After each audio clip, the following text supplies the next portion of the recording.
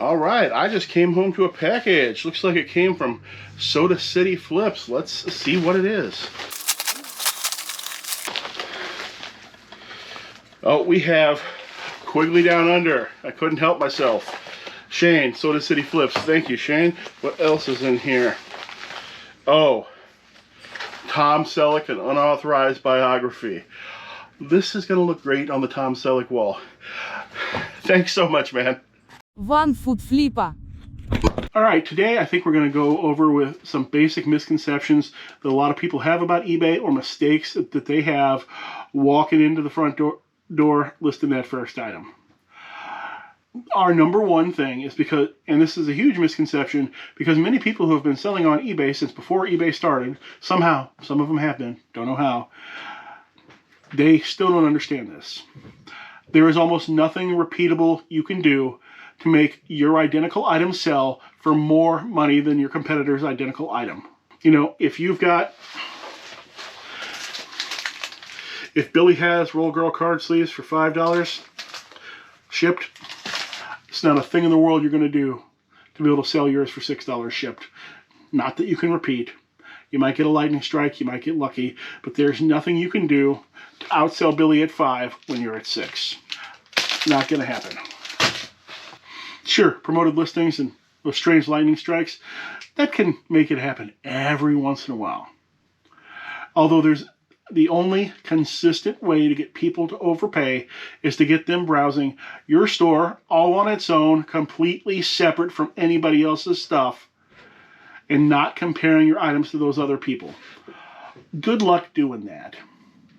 If you're doing that, then you are already a social media personality at the top tier. Yeah, people browse the Crazy Lamp Lady store to look at only her items. You know how I know they do? Because my wife will pick up the exact same items that the Crazy Lamp Lady sells. She'll sell something for $60. My wife will find one in the thrift store and be unable to sell it at any price. Because they didn't really want the item. They wanted to purchase something from the Crazy Lamp Lady. Hey, let's do a few sales here. Sold this Southwest Missouri State College 1963 yearbook for $15.93. Normally I price all my yearbooks at $25 and I don't mark them down, but this got the wrong tags or skewed attached to it, so it got the markdown schedule. And somebody, I think, watched this for a while because I noticed that it was getting the markdown schedule and I just didn't care. And it has popped up over the last few months several times and sent an offer because it was getting relisted every month. So somebody actually waited for this thing to get marked down a lot before they bought it, which is a rarity. This is a focusing screen from my Yamaha RB67 camera. If I remember right, that the RB67 is this huge monster of a camera. This sold for $131.42. Did get this from Metabubble, so we're going to put quite a bit of money on his spreadsheet. And it sold for more than the original price of $93. Not bad. If you'd been looking at these Mega Man Roll Girl card sleeves, you looked for too long because I am now out of them. $8.46 for 4 packs.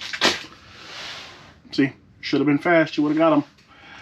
I got this big old Lego Bionicles dude from Fox Hunter. This sold for $90 plus shipping. It would have sold for a tiny bit more, but Fox Hunter modified it. He gave it light up eyes and one of the parts is incorrect, so it would have actually been worth a little bit more had it been 100% stock. I'm not sure why it matters, but apparently, if it's not in the box, but apparently it does. Star Wars Attack Wing in-store game prizes, $5.82 plus shipping. A Scooby-Doo game for the Microsoft Xbox in a completely wrecked generic case. $6.79. I hate video games. All right, that's all the sales. Let's move on to the next segment. Next up, eBay is not free to use. They're taking a percentage of everything. You wouldn't believe how many people who think eBay is free to use, or that the amount of money that they take is going to be this tiny marginal amount of money. I've had people want to me to sell things on eBay for them. Like, can you sell this for me on eBay for $100? You only have to give me $90. And I'll think, okay, so you want me to lose $7. That's a great idea. Basically, eBay is going to take a minimum of 12.9% commission on every cent they process, including shipping, including sales tax. For some reason, many people think this is absolutely outrageous. People start threads on the eBay forums every day saying that they're going to start a class action lawsuit because eBay charges commission on sales tax. Yet to see any of those class action lawsuits, though. They just don't seem to come around. Hey, our third one. Because of our first one, you have to actually price research every single item that you sell. You can't guess. What? You can't guess. I suggest both checking active listings and sold listings. And until you have a real handle on what you're doing, you want to just always have the cheapest price for identical items. If you've been doing it for a really long time, and you could look at the numbers and know that, yeah, you could list Roll Girl for $4.99 and have the cheapest price because this guy's got his at $5. Or if you're more advanced, you could know that, yeah, he's got his at $5, but he's only got 1. And then the next person's at $6. So you could wait, you could put yours at $5.99. That way his sells out at $5 and then your next at $5.99. You can do that if you're more advanced. But if you're not that advanced, just have the lowest price in the first place. Then yours will sell next. All right, let's do a few sales. It looks a little bit dark down here because one of my lights in my filming area just went out and I need a little help to replace the bulb. Can't quite manage it on my own. But let's do some sales anyway. Sold a non-working, does not work. When I sell something that doesn't work, I tend to put does not work or broken as the first word in the title in all caps, and then I'll repeat it at the end. Does not work, broken, Toshiba Gigabit media player, sold in 1 day for $16.20. I put it up at $18. They took a 10% off offer. Those things have a following for some reason. These guys are all in this little tub, but I sold, this is a Blood Bowl Undead Army. That's that fantasy football game played with miniatures. Sold for $60.70. I gotta go through there and fish out just the Blood Bowl figures because I think there's figures in there that don't go with it.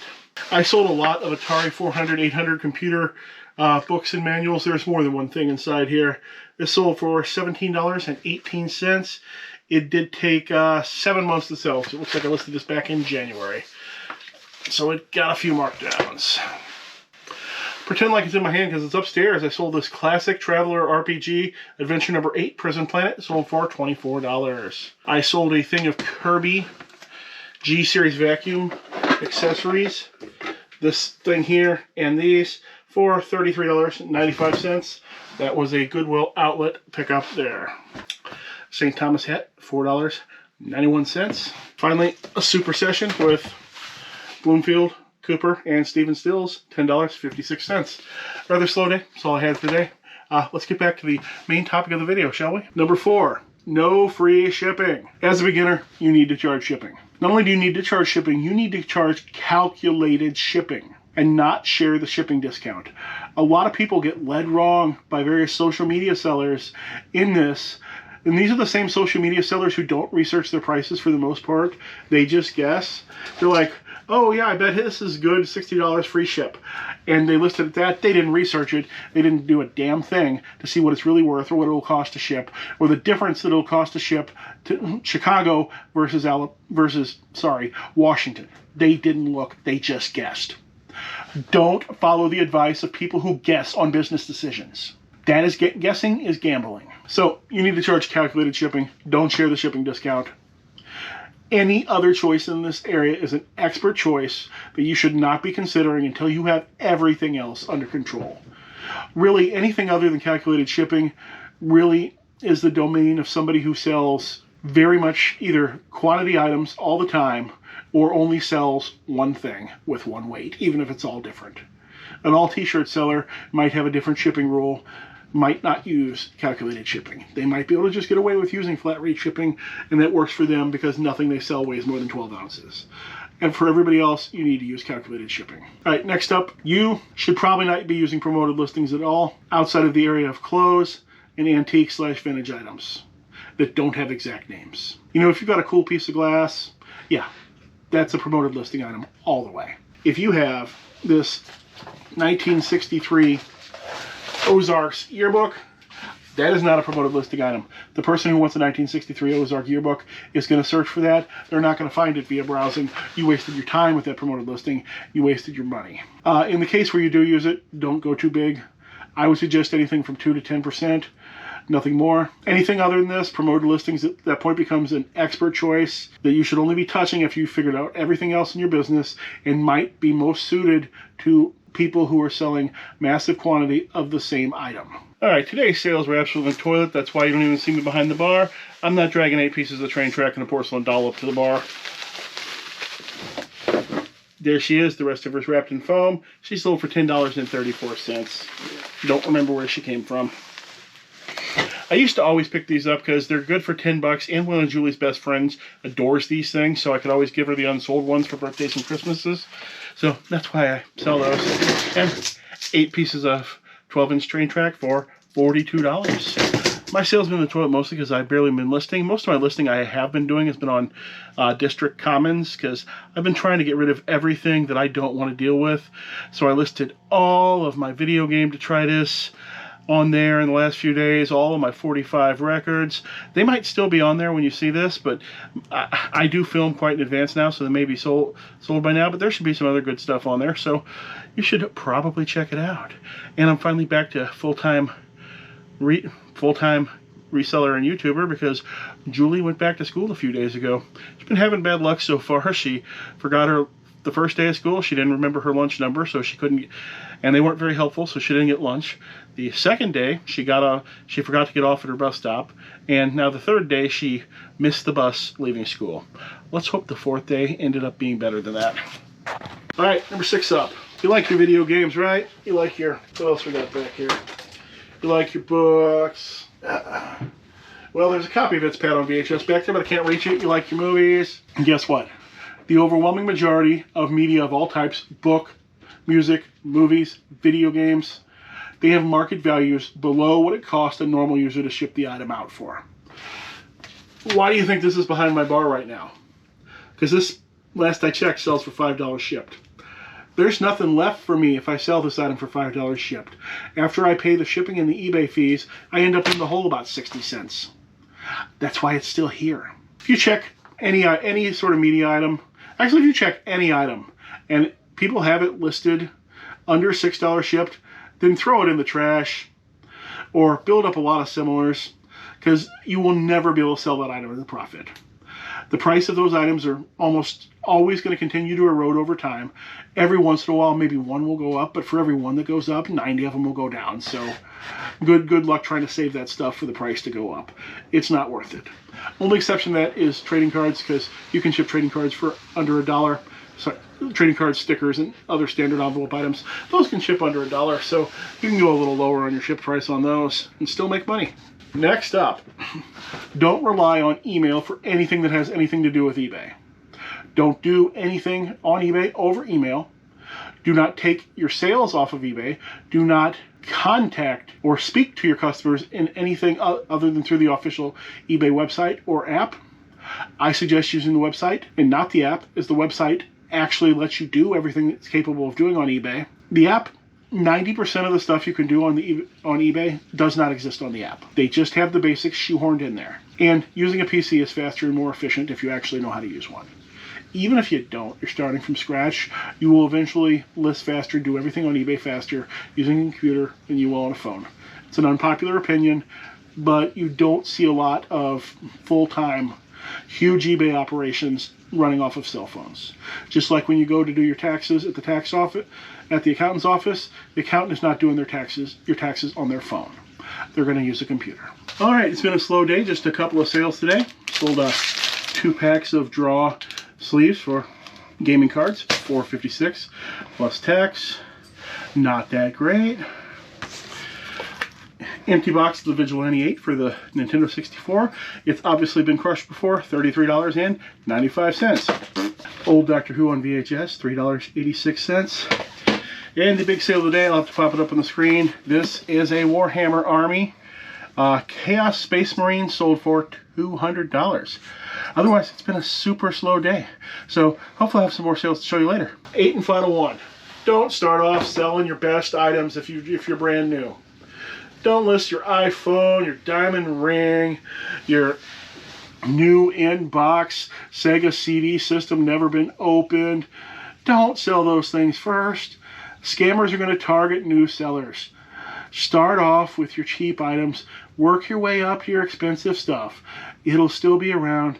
It'll still have value. Sell that when you've got 2 or perhaps 3 digits of feedback next to your name. You'll be much less likely to be targeted for anything. Like, I've never been targeted by a newbie scam on eBay because I've always had a huge number next to my name. So, or not been selling expensive items under the account, because I've had a few. We have 2 now. One in my name, one in my wife's name. All right, I think that's all for this topic. We may have some sales, or this might be the end. Guess you'll find out as soon as the scene changes. All right, let's do a few more. Sold this RPG book for $8.22. This just says D20 system on it. This means it's generic. It's not supporting an official game like Dungeons and Dragons. I sold 8 pieces of Bachman 12-inch straight track for $42.32 plus shipping. I have quantity on that.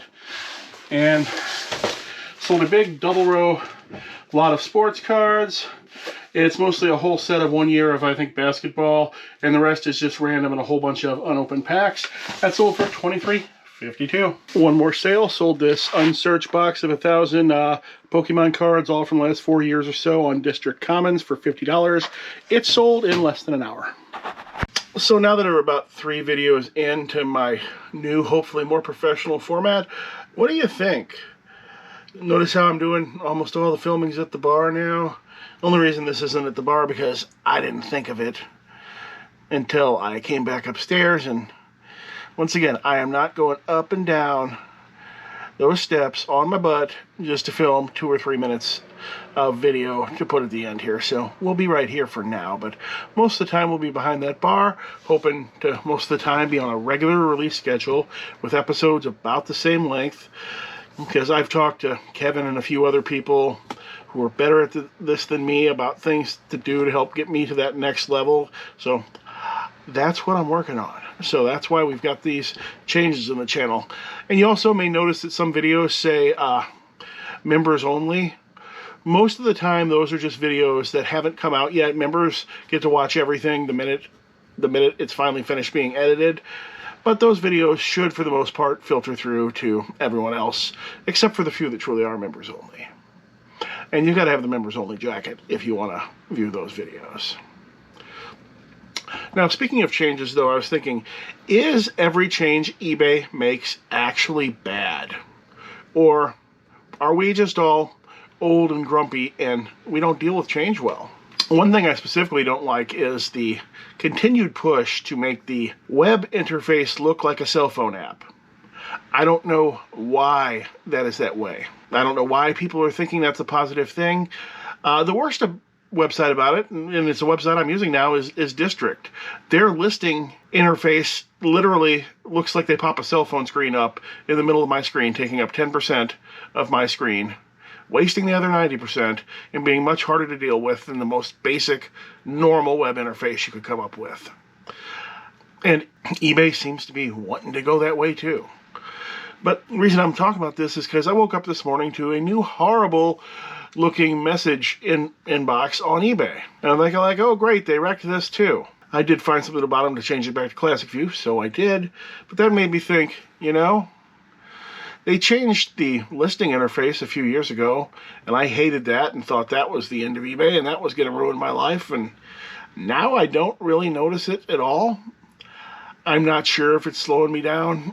I'm not sure if I ever regained my speed that I once had when mass bulk listing one after another of similars, because I was really slowed down by the new interface at first when I would try to do mass listings.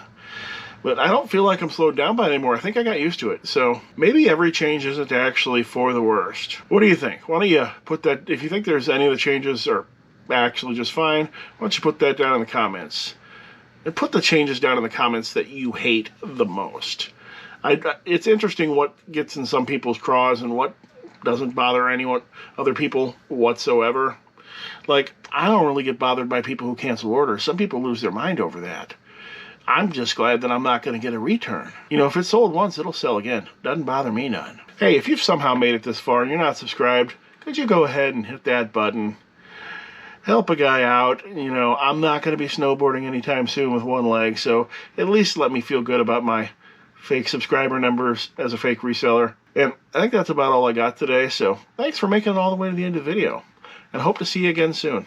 See, that's One Foot Flipper's nonsense video.